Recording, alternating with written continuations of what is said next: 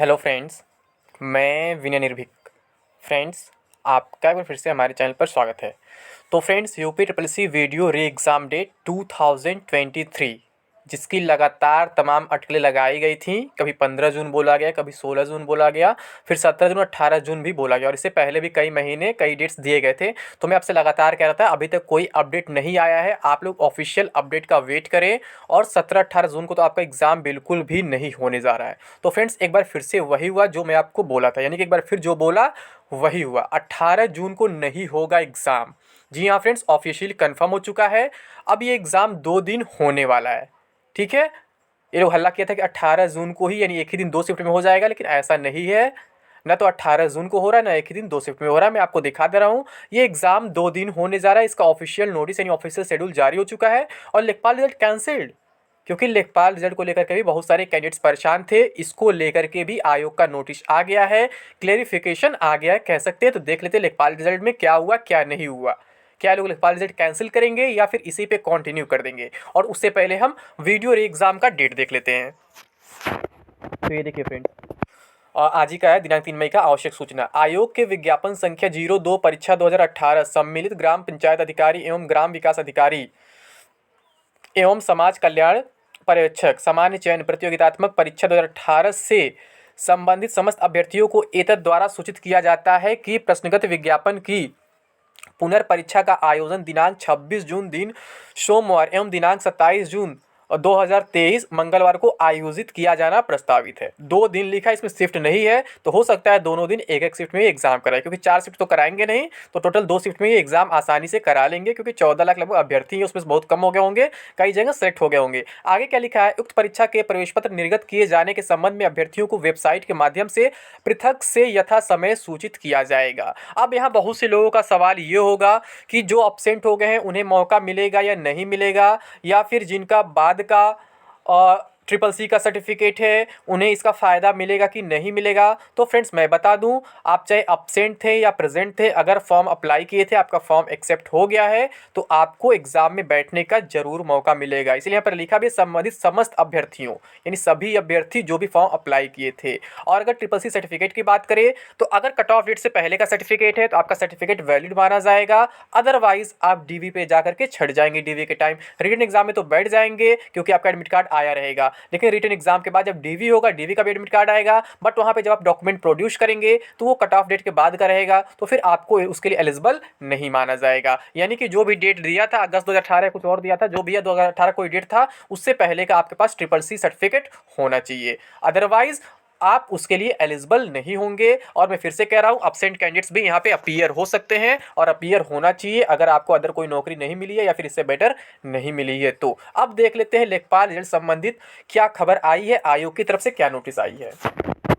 ये देखिए, उत्तर प्रदेश अधीनस्थ सेवा चयन आयोग लखनऊ प्रेस विज्ञप्ति दिनांक 3 मई 2023, आयोग द्वारा विज्ञापन संख्या 1 परीक्षा 2022 के अंतर्गत राजस्व लेखपाल के पदों पर चयन के लिए दिनांक 31 जुलाई 2022 को आयोजित लिखित परीक्षा के आधार पर चयन प्रक्रिया के अगले चरण अभिलेख परीक्षण हेतु शॉर्टलिस्ट किए गए अभ्यर्थियों का परिणाम दिनांक 2 मई 2023 को घोषित किया गया है। इस परिणाम के संबंध में कतिपय सोशल मीडिया प्लेटफॉर्म पर एक अभ्यर्थी ऋतु सिंह अनुक्रमांक 00191794 के संबंध में इस आशय की भ्रामक सूचनाएं प्रचारित एवं प्रसारित की जा रही हैं कि नकल में पकड़े जाने के बावजूद आयोग द्वारा उक्त अभ्यर्थी का चयन कर लिया गया है। उपयुक्त के संबंध में स्पष्ट किया जाता है कि लिखित परीक्षा का उक्त परिणाम अंतिम चयन परिणाम नहीं है तथा यह चयन प्रक्रिया के अगले चरण अभिलेख परीक्षण हेतु अभ्यर्थियों की शॉर्टलिस्टिंग मात्र है, जिसमें कुल 8085 पदों के सापेक्ष 27,455 अभ्यर्थियों को शॉर्टलिस्ट किया गया है। तो आयोग ने साफ साफ पल्ला झाड़ दिया है। आयोग यहाँ पे ये कहा है कि ये अंतिम परिणाम नहीं है, ये केवल डीवी के शॉर्टलिस्ट किया गया, डीवी के लिए शॉर्टलिस्ट किया गया। यानी इनके कहने का मतलब डीवी के लिए हम किसी को भी शॉर्टलिस्ट कर सकते हैं, जबकि उसका नाम पहले ही आ चुका था कि वो ब्लैक लिस्टेड है।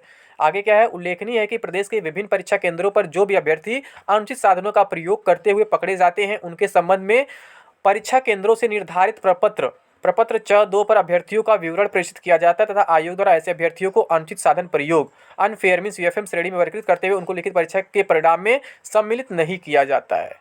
ठीक है, तो यहाँ पे क्या हुआ है, ये इनके अकॉर्डिंग क्या है कि जो ऋतु सिंह है वो अनुचित साधन का प्रयोग करते नहीं पाई गई हैं, उनके लिए कोई मतलब उनका कोई विवरण जो है आयोग को नहीं मिला है। ठीक है, कहा जा रहा है वो यूएफएम में नहीं काउंट होंगी, वो ऐसा कुछ की ही नहीं है। अब आगे देखिए क्या लिखा है, जहाँ तक उक्त अभ्यर्थी रितु सिंह का प्रश्न है उसके संबंध में सूची है कि संबंधित परीक्षा केंद्र चेतना गर्ल्स इंटर कॉलेज करेली प्रयागराज स्तर से आयोग को प्रेषित किए जाने वाले निर्धारित प्रपत्र 6(2) पर अनुचित साधनों के प्रयोग संबंधी विवरण पत्र में इस प्रकरण का कोई उल्लेख नहीं। जैसे मैंने कहा ना कि इसके अनुसार यही लग रहा है, तो आगे सच में वही लिखा भी है कि मतलब कि आयोग को ऐसा कोई प्रपत्र नहीं मिला जिसमें बताया जाए कि वो अनफेयर मीन्स का यूज़ किया, यानी कि अनुचित साधन का प्रयोग किया। ठीक है, यहाँ पे क्या है, तो यह आता संबंधित परीक्षा केंद्र से सीलबंद अवस्था में प्रेषित ट्रंक में संरचित अन्य अभ्यर्थियों के ओएमआर के साथ साथ उक्त अभ्यर्थी के ओएमआर का भी मूल्यांकन किया गया। प्रदेश के विभिन्न परीक्षा केंद्रों पर अनुचित साधनों का प्रयोग करते हुए पकड़े गए अन्य सभी अभ्यर्थी जिनके संबंध परीक्षा केंद्रों से निर्धारित प्रपत्र पर इस आशय की सूचना प्राप्त हुई थी, उन्हें आयोग द्वारा अनुचित साधन प्रयोग अनफेयर मीन्स यूएफएम श्रेणी में वर्गीकृत करते हुए उनको लिखित परीक्षा के परिणाम में सम्मिलित नहीं किया गया। यानी अभी सोच लीजिए, अभी 27,000 में क्या है, अभी यूएफएम वाले नहीं है, यूएफएम वाले अभी बाहर हो चुके हैं, फिर भी 27,000 कैंडिडेट्स लेने के बाद भी कट ऑफ इतना हाई चला गया है। तो आप सोच सकते हैं आयोग क्या कहना चाह रहा है, यानी कि जो बहुत हाई लिंक नहीं लगा पाए थे फिर भी अनफेयर मीन्स यूज़ किए थे उन्हें तो बाहर कर दिया गया है, बट जो हाई लिंक वाले जैसे कि रितु सिंह जैसे लोग हैं उनको अनफेयर मीन्स में नहीं रखा गया है। कॉलेज ने उनका नाम रिकमेंड नहीं किया अनफेयर मीन्स के लिए। बाकी के ओएमआर सीट के साथ रितु सिंह का ओएमआर भी आयोग को भेज दिया गया। आप समझ सकते हैं कितने बड़े लेवल पर क्या हुआ है, मुझे बताने की जरूरत नहीं। ये कह रहे हैं ना कि 27,000 में वो आए ही नहीं है, जो और लोग पकड़े गए हैं जिनका अनफेयर मीन्स वो बाहर कर दिए गए। भाई जब इतने लोग बाहर भी हो गए हैं, 27,455 कैंडिडेट्स भी बुला लियो लगभग 3.5 गुना, तो फिर कट ऑफ इतना हाई क्यों गया, 75.75 क्यों गया, कहाँ से? इतना इजी पेपर तो नहीं था, पूरी योजनाएं पूछी गई थी, इतना हाई कट ऑफ कहाँ से चला गया? सभी लोग तो 80+ स्कोर नहीं किए हैं ना, बहुत कम लोग 80+ स्कोर किए, फिर कहाँ से इतना हाई कट ऑफ चला गया? अनफेयर मीन्स को निकालने के बाद भी 3 साढ़े 3 को रिजल्ट देने के बाद भी इतना हाई कट ऑफ कहाँ से जा सकता है? इतना तो फाइनल कट ऑफ जाता तो कुछ हद तक समझ में आता, बट अभी ये डीवी के लिए खुद बोल रहे हैं फाइनल कट ऑफ नहीं है, फाइनल रिजल्ट नहीं है अभी डीवी के लिए, तो फिर इतना हाई कट ऑफ क्यों? आगे देखिए क्या लिखा हुआ है, यह भी उल्लेखनीय है कि उस प्रकरण में जनपद स्तर पर दायर की गई प्रथम सूचना रिपोर्ट के क्रम में पुलिस विभाग द्वारा की जा रही विवेचना के आधार पर न्यायालय में चार्जशीट अथवा अंतिम रिपोर्ट दायर किए जाने के संबंध में आयोग स्तर पर कोई सूचना अभी तक प्राप्त नहीं हुई। देख लीजिए, ये साफ साफ उसे बचा रहे, कितनी बड़ी जुगाड़वाई वो लड़की है।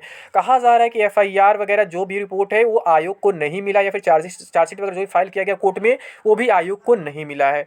उक्त अभ्यर्थी को अर्ह अथवा अनर्ह घोषित किए जाने के संबंध में आयोग द्वारा इस संबंध में पुलिस द्वारा की जा रही विवेचना के परिणाम के आधार पर यथा समय लिया जाएगा। यानी ये अभी अर्ह घोषित करे या अनर्ह घोषित करे अभी इनके हाथ में नहीं है, जब पुलिस विवेचना के आधार पर अपना रिपोर्ट लगाएगी तब ये कुछ बताएंगे। यानी अभी भी इनके पास प्रूफ नहीं है, ये उसे मतलब कि यूएफएम में नहीं डाल सकते हैं, ये उसे रिजेक्ट नहीं कर सकते, कुछ नहीं कर सकते हैं। यदि आयोग द्वारा अंतिम परिणाम घोषित किया जाने से पूर्व पुलिस विभाग की विवेचना पूर्ण नहीं हो पाती है तो उस स्थिति में अंतिम परिणाम में चयनित होने की दशा में उक्त अभ्यर्थी का परिणाम विद हेल्ड श्रेणी में रखा जाएगा।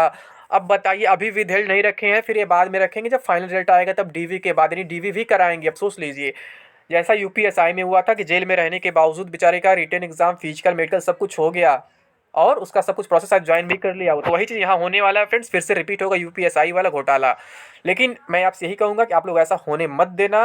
वीडियो एग्जाम आप लोग कैंसिल करा के रहे थे तो इसे भी कैंसिल करा के रहिएगा हर हाल में। अभी तक रिजल्ट कैंसिल नहीं हुआ, लेकिन आगे होने की पूरी पॉसिबिलिटी बन रही है। अभी ये इलेक्शन, इसलिए ये लोग ऐसा बात बोल रहे हैं और ऐसे दबाव में है और ऐसा क्लियरिफिकेशन दे रहे हैं, बाकी और कुछ नहीं है। ठीक है फ्रेंड्स, तो अभी के लिए बस इतना ही। Thank you. जय हिंद, जय भारत।